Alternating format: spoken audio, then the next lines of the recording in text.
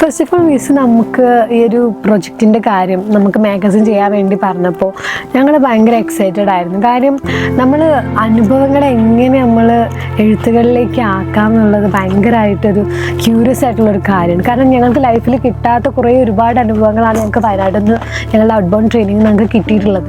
So ഞങ്ങളത് എങ്ങനെ എഴുത്തിലേക്ക് like എങ്ങനെ നമ്മളത് ഇംപ്ലിമെൻറ്റ് ചെയ്യും എഴുത്തുകളിൽ നിന്ന് ഭയങ്കരമായിട്ടുള്ള ഒരു ക്യൂരിയോസിറ്റി ഉള്ള കാര്യമായിരുന്നു. മിസ് നമ്മളോട് ഫർസാന മിസ് ആദ്യമായിട്ട് നമ്മളോട് ഇങ്ങനെ ഒരു മാഗസിൻ ചെയ്യണം, അത് നമ്മുടെ ക്യാമ്പ് ബേസ് ചെയ്തിട്ടാന്ന് പറഞ്ഞപ്പോൾ ഭയങ്കര ഒരു എന്താ പറയുക എക്സൈറ്റ്മെൻറ്റ്, അതിലേറെ ഒരു പേടി നമുക്കുണ്ടായിരുന്നു. കാരണം നമുക്ക് മുമ്പിൽ റെഫറൻസോ അല്ലെങ്കിൽ ഒരു കാര്യം ഇതുവരെ സ്കില്ലേജിൽ ഇതുപോലുള്ളൊരു നടന്നിട്ടില്ല.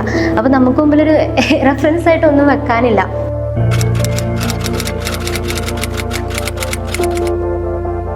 നമ്മൾ ക്യാൻവയിൽ നമുക്ക് ജോബ് ഡിസ്ക്രിപ്ഷൻ, അതുപോലെ തന്നെ പോസ്റ്റേഴ്സ്, ലോഗോ ഇതുപോലെ ഉണ്ടാക്കിയ കാര്യങ്ങളൊക്കെ പഠിപ്പിച്ചു തന്നിരുന്നു. പക്ഷേ അതിലപ്പുറം നമുക്ക് അറിയാനുള്ള ക്യൂരിയോസിറ്റി ഉണ്ടാക്കിയത് സ്കില്ലേജാണ്. എന്നിരുന്നാലും നമുക്ക് പഠിപ്പിച്ച് തരാൻ തുടങ്ങിയിട്ടേ ഉണ്ടായിരുന്നുള്ളൂ. അപ്പം ആ ഒരു വർക്കിലേക്ക് നമ്മൾ കടക്കുന്നതിന് മുമ്പ് തന്നെ ഇങ്ങനെ ഒരു മാഗസിൻ്റെ വർക്ക് നമുക്ക് തന്നപ്പോൾ ഞാൻ വിചാരിച്ചു എന്നാൽ നമുക്ക് ക്യാൻവയെ കുറച്ചൊന്ന് പഠിച്ചെടുക്കാമെന്ന് വിചാരിച്ച് യൂട്യൂബിൽ ഒരുപാട് വീഡിയോസ് ഞാൻ കണ്ട് അത് പഠിച്ചെടുത്ത് നമ്മൾ അത് അപ്ലൈ ചെയ്യാണ് ചെയ്തിട്ടുള്ളത്. അപ്പം ആ ഒരു ഇൻസിഡൻറ്റ് എനിക്ക് ഒരുപാട് ഒരു അറിവ് ക്യാൻവനെ കുറിച്ചായാലും മറ്റ് എഡിറ്റിംഗ് ആപ്സിനെ കുറിച്ചായാലും എനിക്ക് കുറച്ചൊരു അറിവ് കിട്ടി എന്നുള്ളതാണ്.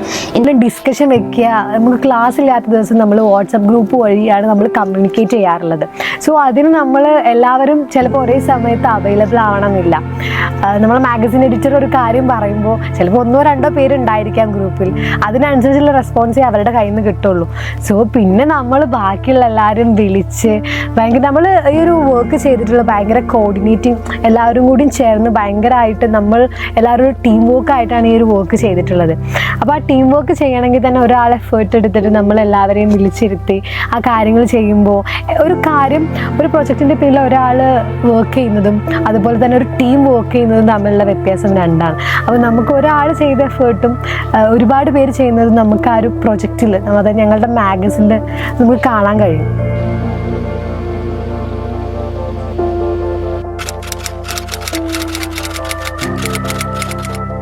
I am so happy. ഭയങ്കര ഹാപ്പി ആയിപ്പോയി. എന്തും ചെയ്യാം.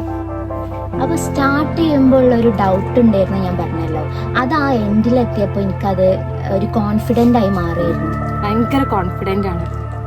ഈ ഒരു മാഗസിൻ ചെയ്ത് കഴിഞ്ഞപ്പോൾ നമ്മൾ ലൈഫിൽ ഏതൊരു കാര്യം നമ്മൾ ആഗ്രഹിക്കുന്ന കാര്യങ്ങൾ അച്ചീവ് ചെയ്യുമ്പോൾ നമുക്ക് ഭയങ്കരമായിട്ടൊരു സാറ്റിസ്ഫാക്ഷൻ കിട്ടും. ലൈക്ക് നമ്മൾ 2 ആഴ്ചയാണ് 2 വീക്സാണ് ഇതിൻ്റെ പിന്നിൽ ഞങ്ങൾ വർക്ക് ചെയ്തിട്ടുള്ളത്. പക്ഷെ ആ 2 വീക്സിൽ ഞങ്ങളുടെ എടുത്ത് എഫേർട്ട് ഞങ്ങൾ കാണുന്നത് ഞങ്ങളുടെ മാഗസിനിലാണ്.